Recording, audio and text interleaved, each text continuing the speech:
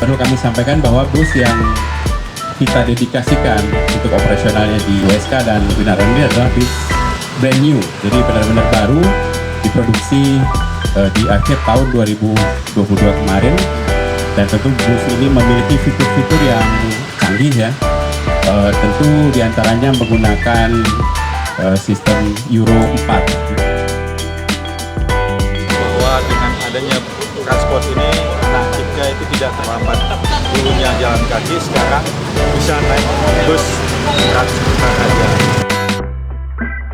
Ini mahasiswa di Aceh yang terkhususnya yang berada di lingkungan Darussalam, baik itu Universitas Syahwal dan UIN Araniri, membutuhkan sebuah transportasi yang bisa terkoneksi, baik itu langsung dari pusat kota menuju tempat perkuliahan. Hari ini telah diberikan sebuah armada yang nantinya menjadi penyambung daripada naiknya tingkat pendidikan di Aceh. Di kampus, khususnya UIN dan juga UNER, alhamdulillah banyak bantuan ini dari sisi time waktunya dalam menghadapi strategi pembelajaran maupun dalam rangka meningkatkan kualitas dan kuantitas kinerja kampus kami.